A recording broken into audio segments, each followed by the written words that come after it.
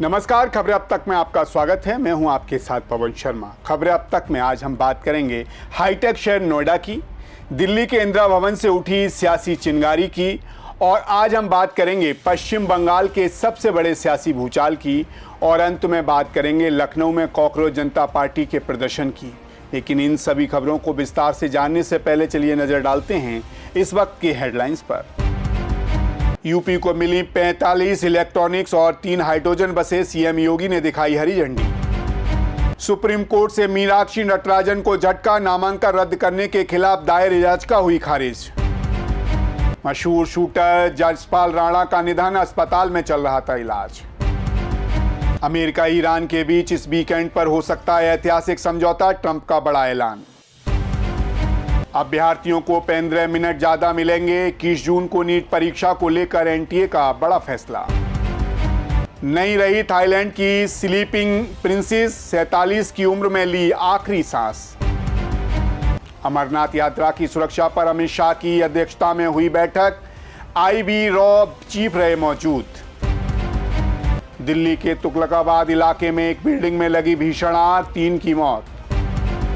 सोने चांदी की कीमतों में फिर आया उछाल, 1,45,790 रुपए पहुंचा 24 कैरेट गोल्ड। युद्ध खत्म होने की खबर से झूम उठा शेयर बाजार, सेंसेक्स 1,700 अंक उछला, निफ्टी में भी भारी तेजी। हेडलाइंस के बाद खबरें अब तक में एक बार फिर आपका स्वागत है। तो चलिए शुरू करते हैं खबरों का सिलसिला, और सबसे पहले बात कर लेते हैं आज के पहले मुद्दे के बारे में। Hi tech city Noida, greater Noida और यमुना एक्सप्रेस वे के निवासियों के लिए आज का दिन इतिहास के पन्नों में दर्ज होने वाला है। वो दिन दूर नहीं जब सड़कों पर सिर्फ रफ्तार नहीं बल्कि पर्यावरण के अनुकूल हरी क्रांति दौड़ती दिखेगी। जी हां, मुख्यमंत्री योगी आदित्यनाथ ने आज लखनऊ से वर्चुअल हरी झंडी दिखाकर जेवर इंटरनेशनल एयरपोर्ट तक के लिए चमचमाती इलेक्ट्रॉनिक्स बसों के बेड़े को रवाना किया। उत्तर प्रदेश अब बदल चुका है, रफ्तार पकड़ चुका है। आइए आपको लेकर चलते हैं इस बड़ी खबर की पूरी रिपोर्ट पर। आज शुक्रवार का दिन नोएडा के सेक्टर 33 से स्थित शिल्प हाट के लिए बेहद खास रहा। मौका था सिटी बस सेवा के भव्य लोकार्पण कार्यक्रम का। कार्यक्रम में सियासी दिग्गजों का जमावड़ा लगा रहा, जिसमें मुख्य रूप से सांसद डॉक्टर महेश शर्मा और स्थानीय विधायकों समेत कई बड़े जनप्रतिनिधि मौजूद रहे। जैसे ही उत्तर प्रदेश के मुख्यमंत्री योगी आदित्यनाथ ने लखनऊ से वर्चुअली हरी झंडी दिखाई, वैसे ही पूरा माहौल तालियों की गड़गड़ाहट से गूंज उठा। इसके तुरंत बाद 11 बसें अपने अपने तय रास्तों पर फर्राटे भरने के लिए रवाना हो गईं। इन 11 बसों की सबसे खास बात यह है कि इनमें एक शानदार डबल डेकर बस भी शामिल है, जो शहर के लोगों के लिए आकर्षण का केंद्र बनी हुई है। मुख्यमंत्री योगी आदित्यनाथ ने इस मौके पर एक बहुत बड़ा विजन जनता के सामने रखा। उन्होंने साफ किया कि नोएडा, ग्रेटर नोएडा और यमुना तीनों प्राधिकरण क्षेत्रों को मिलाकर कल 45 ई बसों का संचालन किया जाएगा। उत्तर प्रदेश राज्य सड़क परिवहन निगम कुल 110 बसों का संचालन शुरू कर रहा है, और ये पूरा बेड़ा 15 जून तक सड़कों पर पूरी तरह एक्टिव हो जाएगा। इतना ही नहीं, सीएम ने वायदा किया कि आने वाले समय में गौतम बुद्ध नगर की जनता की मांग के अनुसार यहां पूरे 500 इलेक्ट्रॉनिक्स बसें चलाई जाएंगी। साथ ही नोएडा इलेक्ट्रॉनिक्स बस डिपो का भी शानदार शुभारंभ किया गया है। इन बसों के चलने से सबसे बड़ा फायदा जेवर इंटरनेशनल एयरपोर्ट जाने वाले यात्रियों को होगा। उन्हें अब प्रदूषण मुक्त, बेहद सुरक्षित, आधुनिक और सुगम सफर का विकल्प मिलेगा, जिसमें दिल्ली एनसीआर में प्रदूषण का ग्राफ भी नीचे आएगा। आपको बता दें, एक तरफ जहां नोएडा में बसों की सौगात मिली है, वहीं दूसरी तरफ राजधानी लखनऊ के लोक भवन में भी भारी हलचल देखने को मिली। प्रधानमंत्री नरेंद्र मोदी के नेतृत्व के शानदार 12 वर्ष पूरे होने के मौके पर सीएम योगी आदित्यनाथ एक बड़ी प्रेस वार्ता करने वाले हैं। इसे लेकर लोक भवन में एक बेहद भव्य प्रदर्शनी लगाई गई है, जिसमें भारतीय जनता पार्टी सरकार के पिछले 12 वर्षों के ऐतिहासिक और विकासपरक कार्यों को सजीव रूप से दिखाया गया है। उत्तर प्रदेश चुनाव की आहट के बीच इस प्रदर्शनी में पीएम मोदी और सीएम योगी की एक साथ तस्वीरों और उनकी जन कल्याणकारी योजनाओं को दमदार तरीके से फ्लैश किया जा रहा है, जो ये साफ संदेश देता है कि राज्य में डबल इंजन की सरकार किस रफ्तार से काम कर रही है। वहीं वर्चुअली संबोधन के दौरान सीएम योगी आदित्यनाथ ने अपने पुराने आक्रामक और बेबाक अंदाज में नजर आए। उन्होंने पूर्ववर्ती सरकारों पर तीखा हमला बोलते हुए कहा, नए भारत के नए उत्तर प्रदेश में आज आपको साफ बदलाव दिख रहा होगा। 2017 के पहले ये दौर याद करिए, चारों तरफ टूटी सड़कें थीं, अराजकता का माहौल था और सुरक्षा व्यवस्था का कोई पुरसहाल नहीं था, यानी ये कहें कोई व्यवस्था नहीं थी। पूरे प्रदेश में ऐसा खौफनाक और अव्यवस्थित वातावरण था कि यहाँ के नागरिकों के सामने अपनी पहचान छुपाने का संकट खड़ा हो गया था। इस दौर में उत्तर प्रदेश में निवेश यानी कि इन्वेस्टमेंट की बात करना भी एक हसीन सपने जैसा था। सुनिए योगी ने आगे क्या कुछ कहा। नए भारत के नए उत्तर प्रदेश में आज आपको परिवर्तन देखने को मिल रहा होगा। 2017 के पहले का उत्तर प्रदेश और 2017 के बाद का उत्तर प्रदेश। 2017 के पहले टूटी हुई सड़कें, नदारद बिजली, अराजकतापूर्ण वातावरण, सुरक्षा का कोई पुरसाहाल नहीं, प्रदेश के अंदर चारों ओर अव्यवस्था और अराजकता के इस वातावरण में प्रदेश के नागरिकों के सामने पहचान का एक संकट खड़ा हुआ था।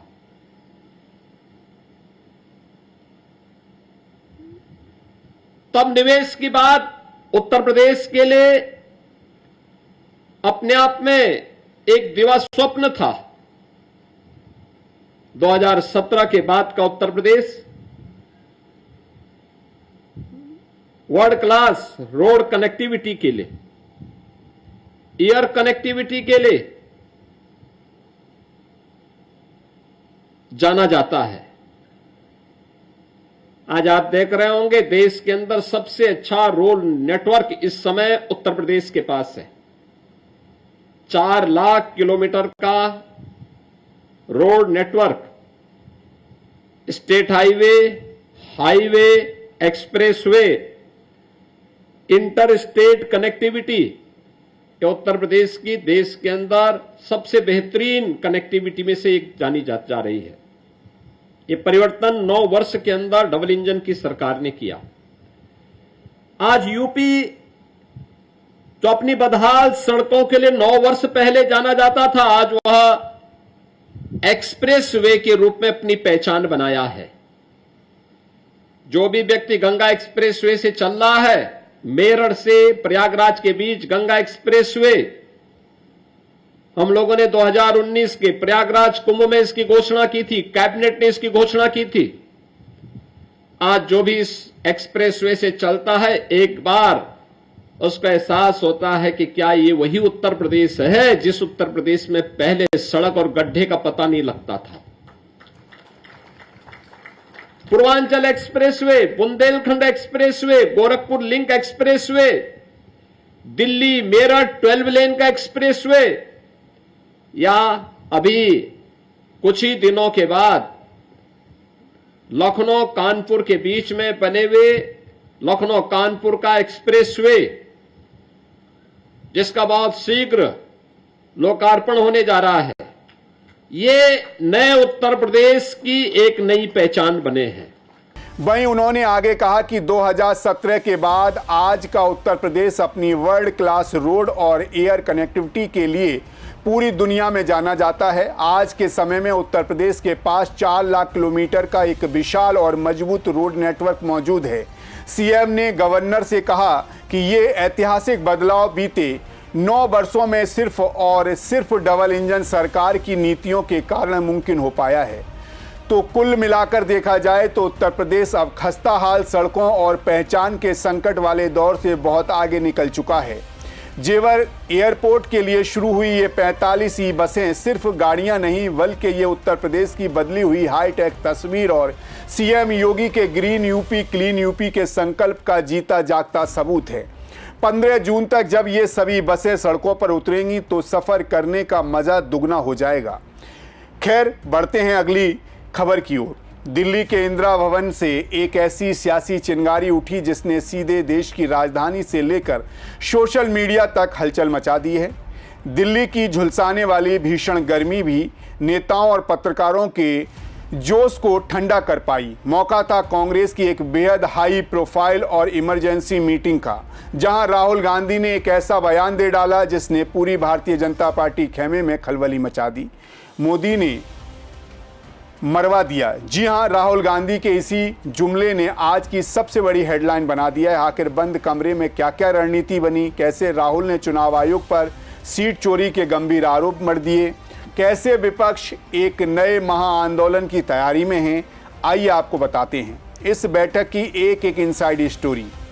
दरअसल बीते दिन दिल्ली में सूरज उग रहा था, लेकिन उसके बावजूद इंदिरा भवन के बाहर सुबह से ही पत्रकारों, कैमरामैनों और न्यूज चैनलों की गाड़ियों का तांता लगा हुआ था। हर कोई जानना चाहता था कि अंदर कुछ बड़ा पक रहा है। कांग्रेस नेतृत्व की एक बेहद अहम और बड़ी बैठक बुलाई थी, जिसका सीधा एजेंडा था नीट स्कीम, सीबीएसई की दिक्कतें, आसमान छूती महंगाई, रिकॉर्ड तोड़ बेरोजगारी और लगातार हो रहे पेपर लीक जैसे ज्वलंत मुद्दों पर मोदी सरकार को चारों तरफ से घेरना।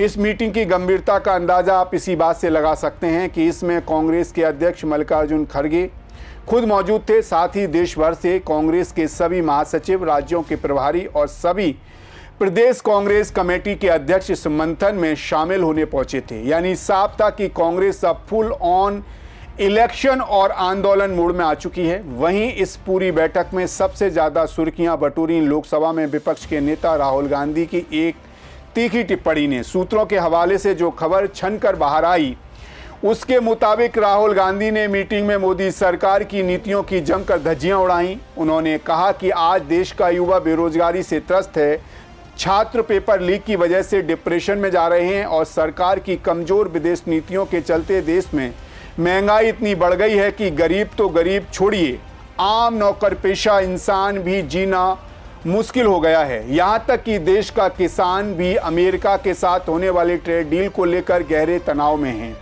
राहुल ने आरोप लगाया कि संविधान की धज्जियां उड़ाकर लोकतंत्र को पूरी तरह से कमजोर किया जा रहा है। इसी दौरान जनता की बेदहाली का जिक्र करते हुए राहुल गांधी ने सीधे आम बोलचाल की भाषा में कह दिया कि मोदी ने मरवा दिया।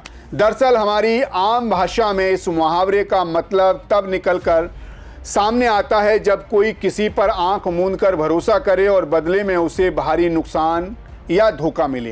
राहुल इसी अर्थ में जनता का दर्द बयान कर गए थे। राहुल ने तो यहां तक दोहरा दिया कि देश की अर्थव्यवस्था की हालत इतनी खस्ता होने वाली है कि आने वाले 1 साल में नरेंद्र मोदी प्रधानमंत्री की कुर्सी पर टिक नहीं पाएंगे। आपको बता दें, ये बैठक ऐसे समय में हुई जब देश की सियासत में इंडिया गठबंधन के अंदर भी बड़ी हलचल चल रही है। हाल ही में पश्चिम बंगाल की पूर्व मुख्यमंत्री ममता बनर्जी और टीएमसी नेता अभिषेक बनर्जी की राहुल गांधी और सोनिया गांधी से मुलाकातों का लगातार दौर जारी है, जिसके चलते विपक्षी एकजुटता की चर्चाओं को दोबारा गर्म कर दिया है। लेकिन इस बैठक के अंदर राहुल गांधी ने अपनी पार्टी के नेताओं में जोश भरते हुए साफ कह दिया कि कांग्रेस को अपनी संगठनात्मक मजबूती और लचीलेपन पर काम करना होगा। उन्होंने 2 टूक शब्दों में कहा कि कांग्रेस ही देश की एकमात्र ऐसी पार्टी है जो नेशनल लेवल पर भारतीय जनता पार्टी और आरएसएस का डटकर और प्रभावी ढंग से मुकाबला कर सकती है। उन्होंने नेताओं से कहा कि जनता के बीच जो गुस्सा है उसे पहचानिए और जमीनी स्तर पर लोगों से जुड़ने का ये सबसे सही मौका है। लगभग 3 घंटे तक चली इस मैराथन बैठक के बाद कांग्रेस के संगठन महासचिव केसी वैष्णुगोपाल मीडिया के सामने आए। उन्होंने एक बड़े देशव्यापी आंदोलन का बिगुल फूंक दिया। वैष्णुगोपाल ने साफ कह दिया कि महंगाई, बेरोजगारी और पेपर लीक के खिलाफ कांग्रेस अब सिर्फ दिल्ली या राज्यों की राजधानियों में प्रदर्शन नहीं करेगी। बैठक के बाद राहुल गांधी ने सीधे सीधे भारतीय जनता पार्टी और चुनाव आयोग की जुगलबंदी पर सवाल उठा दिए। राहुल गांधी ने आरोप लगाया कि वोट की चोरी और सरकार की चोरी करने में माहिर बीजेपी अब राज्यसभा चुनाव में सीटों की चोरी पर उतर आई है। राहुल गांधी ने मध्य प्रदेश का उदाहरण देते हुए कहा कि कांग्रेस की राज्यसभा उम्मीदवार मीनाक्षी नटराजन ने अपने सारे दस्तावेज सही जमा किए थे, उन पर कोई केस भी पेंडिंग नहीं था, लेकिन भारतीय जनता पार्टी की महज एक आपत्ति पर चुनाव आयोग ने उनका नामांकन रद्द कर दिया। वहीं दूसरी तरफ झारखंड से भारतीय जनता पार्टी के समर्पित निर्दलीय उम्मीदवार परिमल नतवानी ने अपने फॉर्म में नाम गलत भरा, कई जरूरी जानकारियां छुपा ली, फिर भी चुनाव आयोग ने उन्हें अपनी गलतियां सुधारने का पूरा मौका दिया। राहुल गांधी ने तीखे लहजे में कहा, एक ही चुनाव आयोग है, दो अलग अलग उम्मीदवार हैं, लेकिन एक को बिना सुनवाई के बाहर का रास्ता दिखा दिया जाता है और दूसरे को नियमों की अनदेखी के बाद भी इनाम दिया जाता है। कुल मिलाकर दिल्ली की गर्मी से भी ज्यादा अब देश का सियासी पारा चढ़ चुका है।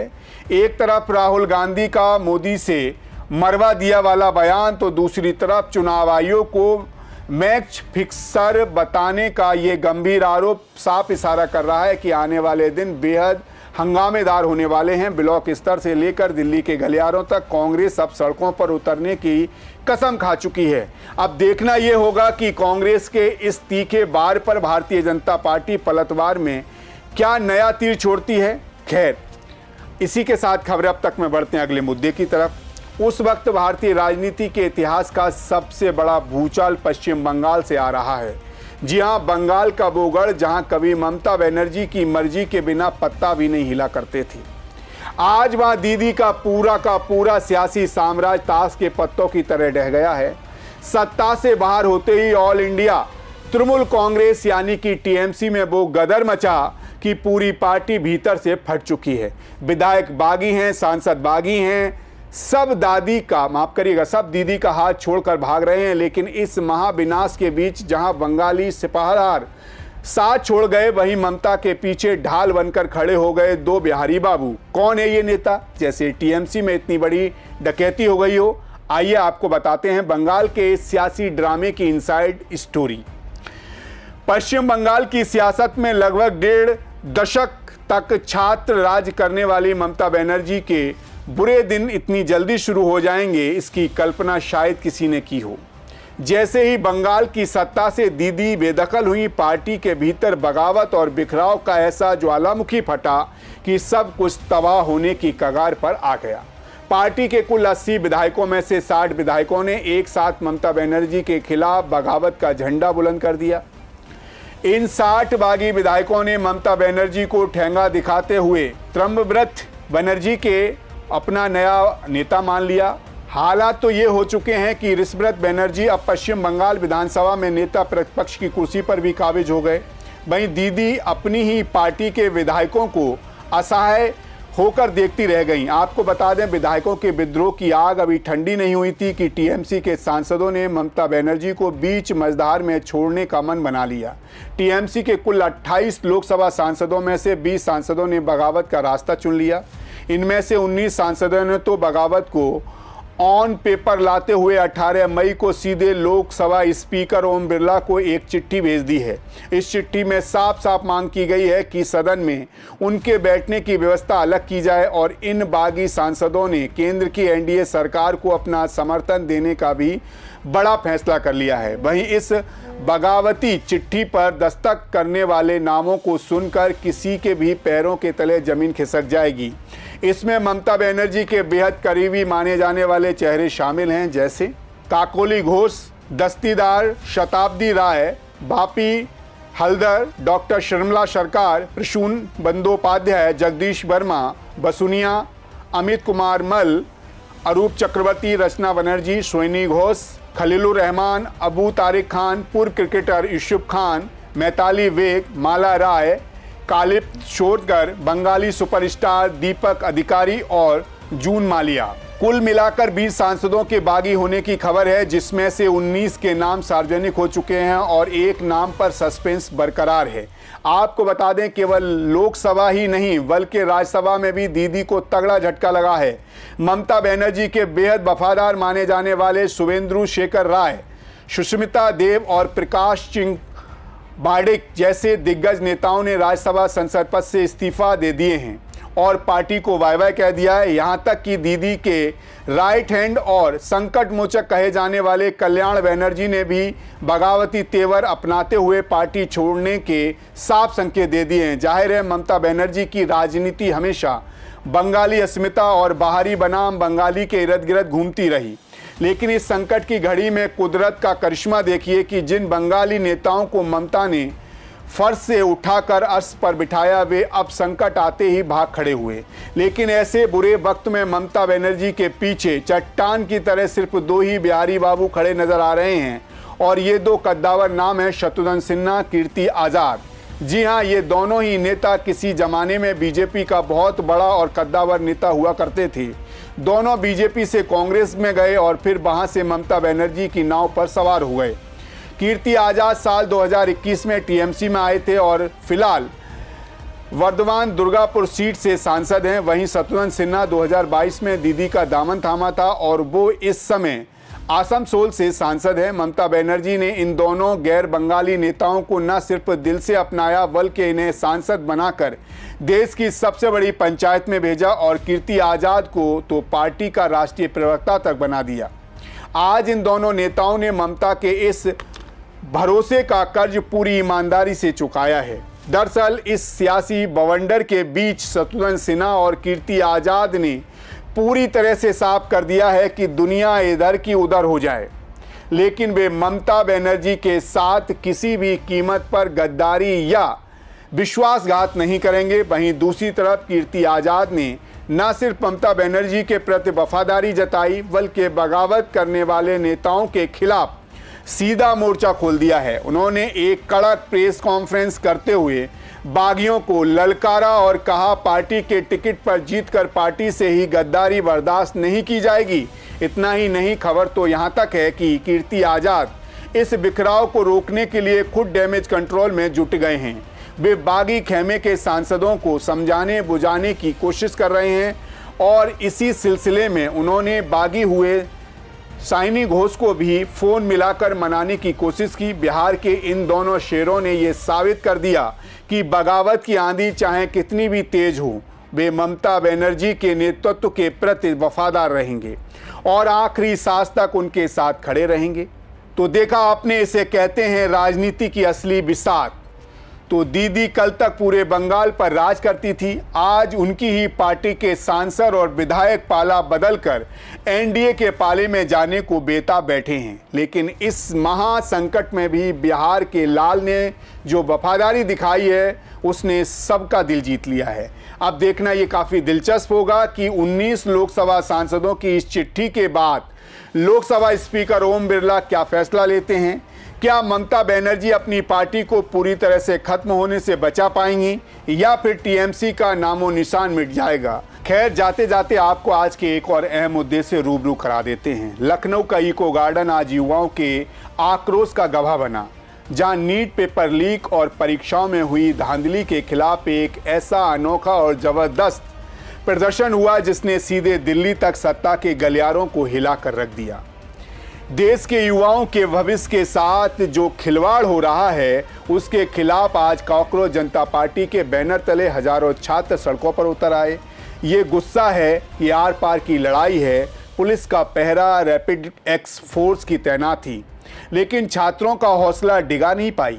दरअसल राजधानी लखनऊ का आलमबाग इलाका और वहां स्थित इको गार्डन धरना स्थल आज सुबह से ही सियासी अखाड़ा बन गया। मौका था कॉकरोच जनता पार्टी के नेतृत्व में आयोजित महाप्रदर्शन का। देश में लगातार हो रहे पेपर लीक और प्रतियोगी परीक्षाओं में सामने आ रही भारी अनियमितताओं को लेकर आज प्रदेश भर के युवाओं का गुस्सा फूट पड़ा। बड़ी संख्या में छात्र और युवा इको गार्डन में इकट्ठा हुए और बैनर पोस्टर थामकर सरकार के खिलाफ जमकर नारेबाजी की। प्रदर्शन कर रहे युवाओं का सबसे बड़ा गुस्सा शिक्षा मंत्री धर्मेंद्र प्रधान के खिलाफ दिखा। युवाओं ने एक सुर में नीट पेपर लीक मामले की नैतिक जिम्मेदारी लेते हुए केंद्रीय शिक्षा मंत्री धर्मेंद्र प्रधान से तुरंत इस्तीफे की मांग की। छात्रों का साफ कहना था कि जब तक हमारे भविष्य के साथ न्याय नहीं होगा, ये आंदोलन थमने वाला नहीं है। वहीं प्रदर्शन की गंभीरता और युवाओं की भारी तादाद को देखते हुए प्रशासन और पुलिस महकमे के हाथ पांव फूल गए थे। प्रशासन ने सुरक्षा के ऐसे पुख्ता इंतजाम किए थे कि पूरा इको गार्डन और उसके आसपास का इलाका किसी छावनी जैसा नजर आने लगा। चप्पे चप्पे पर भारी संख्या में उत्तर प्रदेश पुलिस के जवानों को मुस्तैद किया गया और स्थिति को बिगड़ने से रोकने के लिए रैपिड एक्स फोर्स की दंगा रोधी टीमों को मैदान में उतार दिया गया। सुरक्षा बलों की पैनी नजर हर एक गतिविधि पर बनी रही ताकि प्रदर्शन के दौरान कानून व्यवस्था न बिगड़े। वहीं इस पूरे आंदोलन की कमान कॉकरोच जनता पार्टी के संस्थापक अध्यक्ष अभिजीत दीपके के संभाल रहे थे। इस प्रदर्शन को सफल बनाने के लिए वह खुद दिन रात पुणे से इंडिगो को फ्लाइट पकड़कर लखनऊ के लिए रवाना हुए थे। शुक्रवार की तड़के सुबह 2:40 पर जैसे ही वे लखनऊ एयरपोर्ट पहुंचे, कार्यकर्ताओं ने उनका जोरदार स्वागत किया।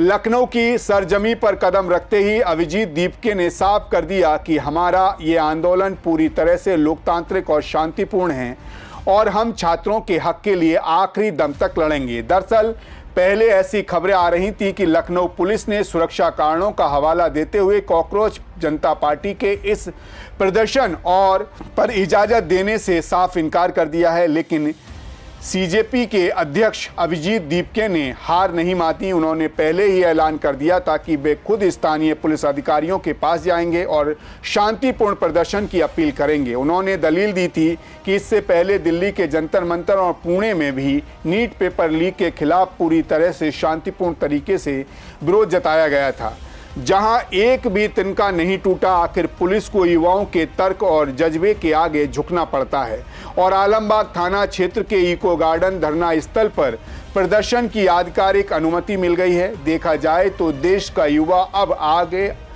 बढ़ चुका है और अपने हक के लिए सड़कों पर उतर आया है। लखनऊ के इको गार्डन में आज जो युवाओं का हुजूम उमड़ा, उसने साफ कर दिया कि परीक्षाओं में धांधली और पेपर लीक को अब देश का छात्र बर्दाश्त नहीं करेगा। पुलिस का कड़ा पहरा भी छात्रों की आवाज़ को दबा नहीं सका। अब देखना यह होगा कि लखनऊ से उठी इस्तीफे की ये मांग क्या दिल्ली में बैठे शिक्षा मंत्री धर्मेंद्र प्रधान की कुर्सी तक पहुंच पाएगी। क्या सरकार इन युवाओं की मांग के आगे झुकेंगे या फिर 18 जून तक चलने वाला ये आंदोलन और उग्र रूप अख्तियार करेगा।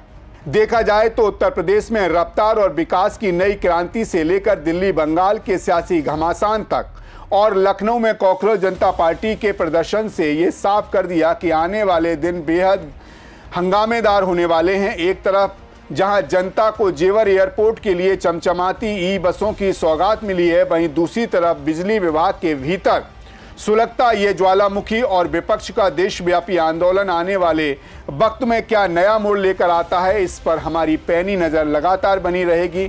फिलहाल खबरें अब तक में आज के लिए बस इतना ही। फिर आपसे मुलाकात होगी कुछ नई खबरों और उनके पीछे छिपे बड़े सच के साथ। तब तक आप बने रहिए सी न्यूज़ भारत के साथ। हर खबर आपके साथ, आपके हाथ। नमस्कार।